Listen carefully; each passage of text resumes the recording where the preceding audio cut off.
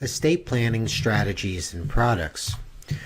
During your Principles of Estate Planning course, you studied several strategies that could be used and applied, and products that could be recommended to your client to help them minimize their estate tax liability and also to ensure that their wishes are fulfilled, that the right items go to the right person within the right time frame. Let's take a look at these in the following slides. 5 important strategies that I believe offer great benefit to your client is 1, ensuring that the client's estate planning documents, the titling of assets, and that beneficiary designations are correct.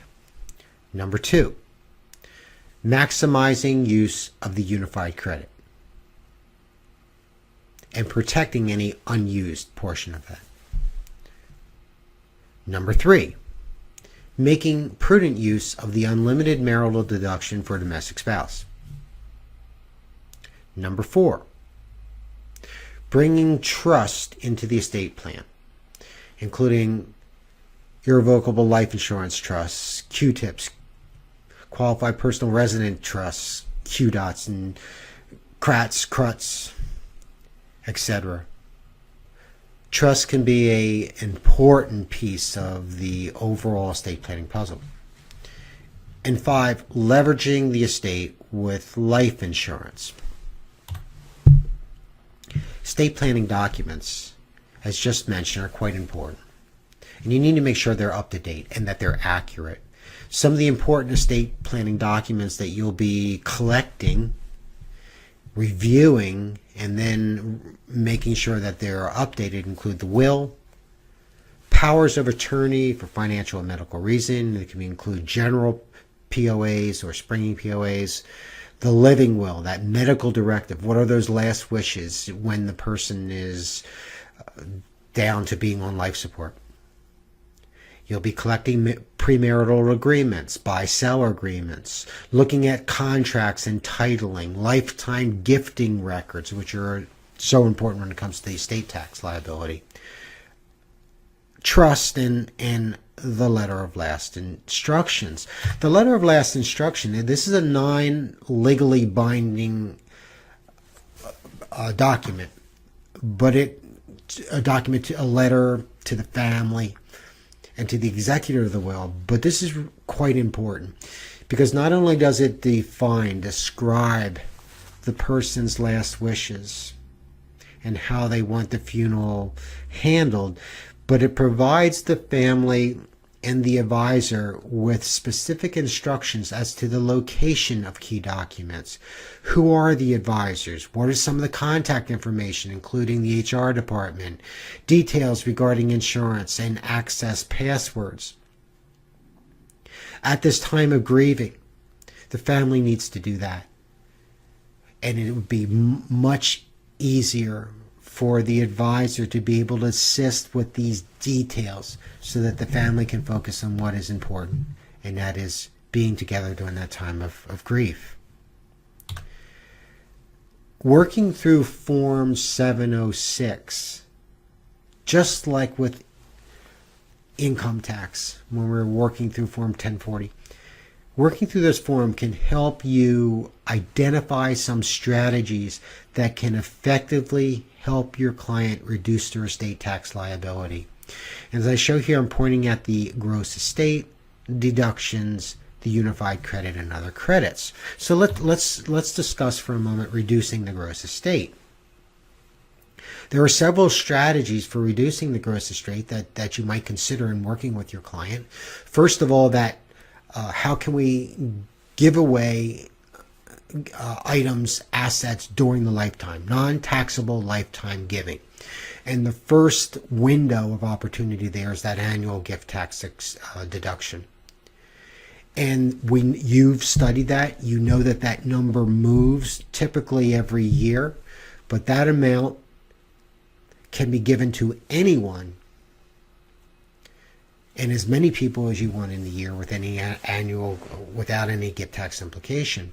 You also know there are exclusion for direct payments to medical and education providers.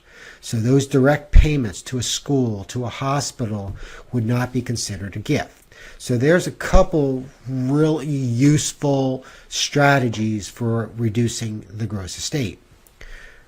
Another usable strategy, valuable strategy, is the freezing of the estate value. And we can do that by certain things like buy-sell agreements, installment sales, annuities, qualified personal resident trusts, GRATs, and stock recapitalizations of closely held corporations. Charitable contributions is certainly an idea there, a way of reducing the gross estate. Lifetime transfers to spouses have no tax implication. Of course, understand that if it is a foreign spouse, then there are limitations, and refer to your notes from the course. The idea of valuation discounts that are permitted in closely held corporations, and that is a for minority interests, lack of marketability interests, that is a great way to reduce the gross estate by giving away those assets, intrafamily transfers, and the use of the alternative valuation date. Commonly used strategies include the AB and the ABC trust. Charitable contributions such as the CRAT or the CRUT plus wealth replacement trusts to replace what's been given away. The use of power of attorneys as a way to introduce some flexibility into the estate plan. Leveraging the gross estate with life insurance. And that could be life insurance that comes into the state to provide liquidity, but also structuring that outside of it so that it's not part of the gross estate and yet providing assets to the family, leaving a legacy to heirs. Family limited partnerships and making use of special valuation discounts as just mentioned. This is simply a short review of many of the strategies, the prudent recommendations that you can give in working with your clients to help them reduce their taxable gross estate, and also as a way to make sure that their wishes are fulfilled.